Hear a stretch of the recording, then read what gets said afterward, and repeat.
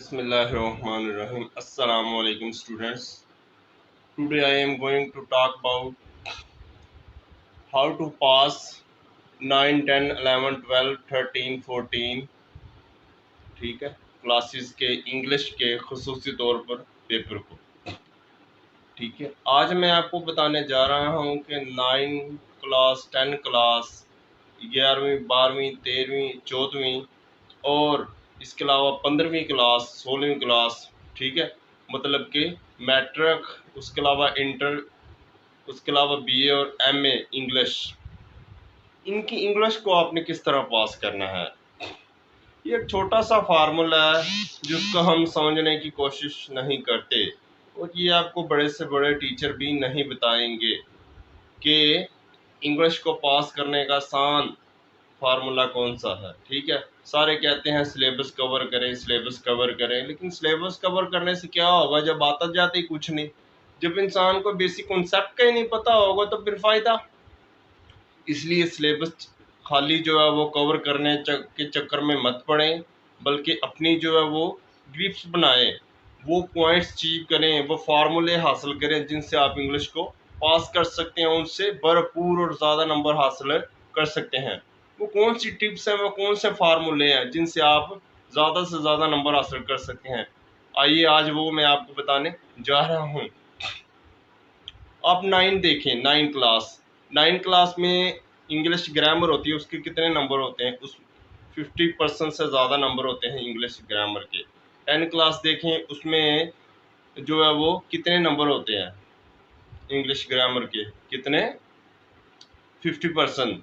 उसके अलावा 11वीं में चले जाएं, फर्स्ट ईयर, उसमें भी 50%। उसके बाद चले जाएं आप 12वीं क्लास में भी 50% नंबर। उसके बाद FA मतलब कि BA में चले जाएं, BA में 100 नंबर का आपका होता है पेपर A, ठीक है, उसमें भी 50% ग्रामर। उसके बाद पेपर B, उसमें भी 50%। MA इंग्लिश टोटल जो है वो, उसमें बेसिकली ग्रामर के मतलब कोई सवाल नहीं आता, लेकिन वो टोटल ग्रामर पे बेस है। आपको अगर इंग्लिश ग्रामर आती है, राइटिंग आती है, तो आप पेपर को हल कर सकते हो, अदरवाइज आप हल नहीं कर सकते। तो इसलिए सिर्फ और सिर्फ अपनी इंग्लिश ग्रामर पे फोकस करें और इंग्लिश के जो मसले मसाइल हैं उससे हमेशा के लिए अपनी जान छुड़ाएं।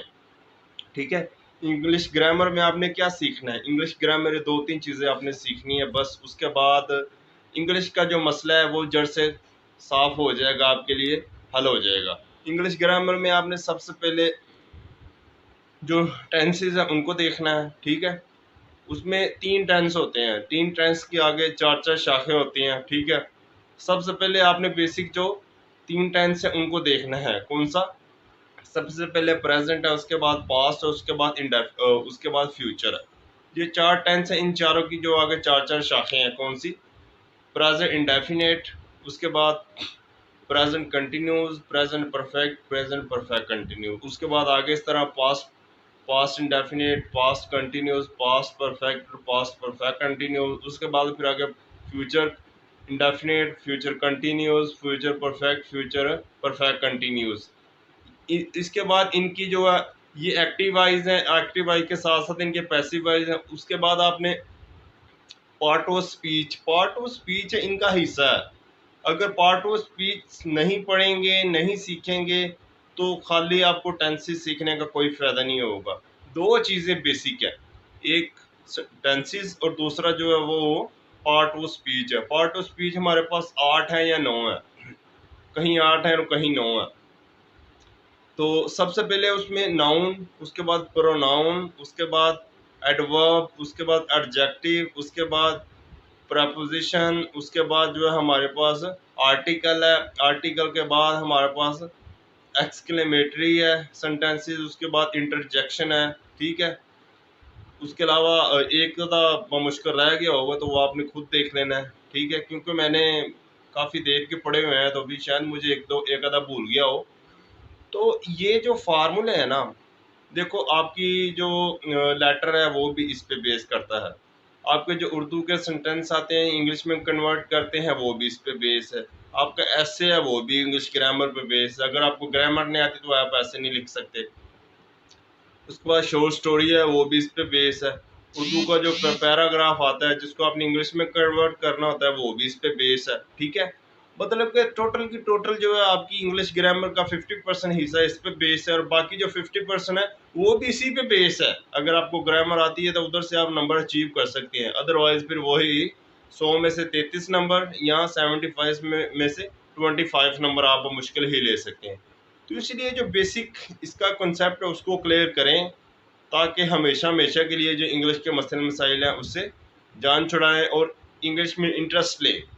ठीक है, तो आज मैंने सोचा कि यार ये सारे जो स्टूडेंट्स हैं इनको नहीं ये चीज़ों का पता होता जिसकी वजह से परेशान होते हैं फिर। ठीक है, तो इसीलिए छोटा सा फार्मूला है इंग्लिश ग्रामर, उसको हल कर लें। अल्लाह पाक इनके लिए मज़ीद सानिया पैदा फरमा देगा। अपना ख्याल रखिएगा, अपने इस चैनल का भी। अल्लाह हाफिज़।